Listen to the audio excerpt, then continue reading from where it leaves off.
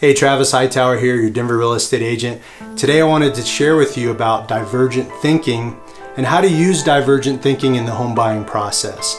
And if you're not familiar with it, it's created companies like Uber and Airbnb. And if I asked you like 10 years ago, would you let someone randomly off the streets stay in your house for a couple $100? Would you do it?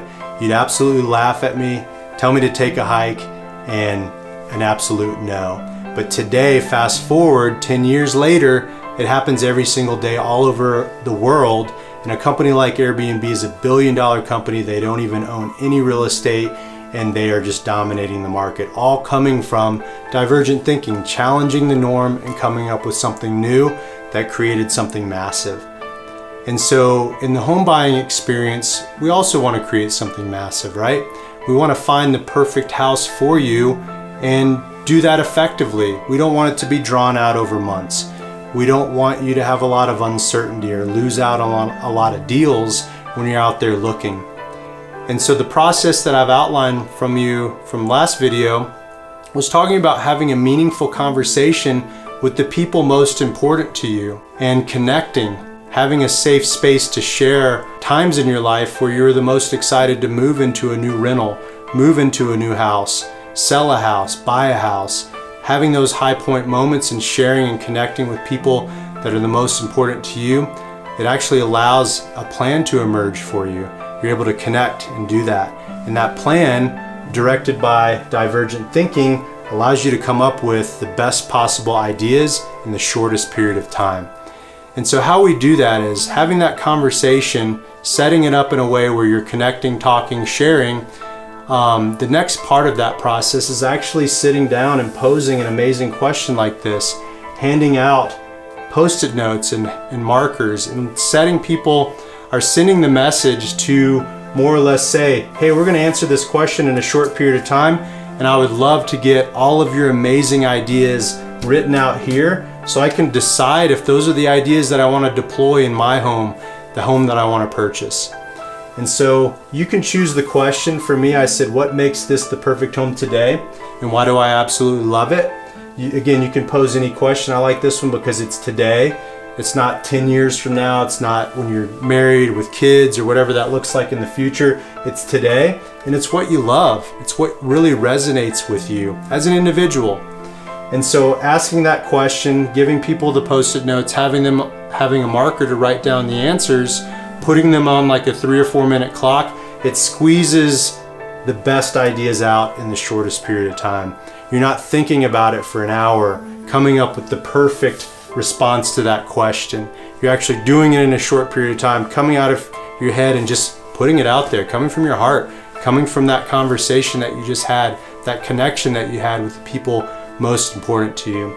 And as that clock runs down from 3 minutes down to 0, if you see someone rapidly writing a lot of ideas, keep them moving, right? Like keep those ideas flowing, because really that's the meat of it. That's the juice of it, is having those ideas come out. So after 4 minutes, if that's happening, let it happen, and then have everyone else wrap up, and then start aligning those ideas, creating columns or themes for you to see the commonalities between one another, and then you can decide as the home buyer if that's what resonates most with you.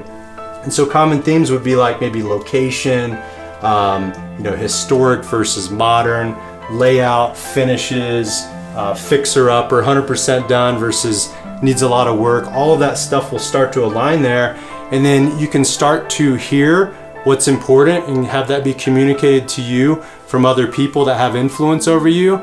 And then also you can communicate to other people what's most important to you.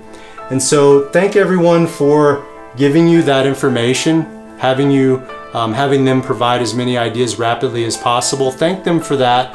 But now it's time for you as the home buyer, the people that are actually going to be purchasing, to decide what makes the most sense for you. If historic is your jam, then that's what you start to align with, and you start to align other things beyond that.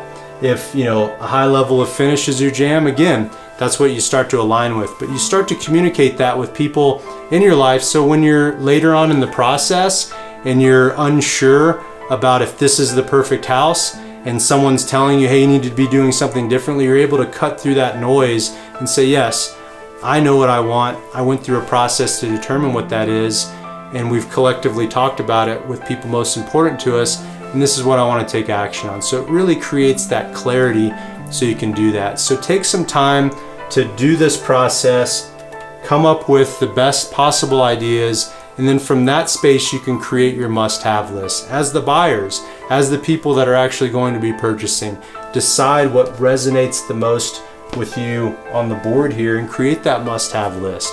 If it's location and price or beds, baths, all those things, you're going to start to see how that relationship works in each area that you're considering.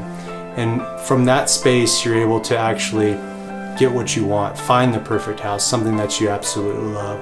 So I wanted to share that with you today, how divergent thinking can be deployed in the home buying process. And then also next week, I'm going to share with you how to create a must-have list, how to use all of this information to come up with exactly what you're looking for. So have an amazing day. Talk soon. Travis Hightower signing off. Until next time. Bye.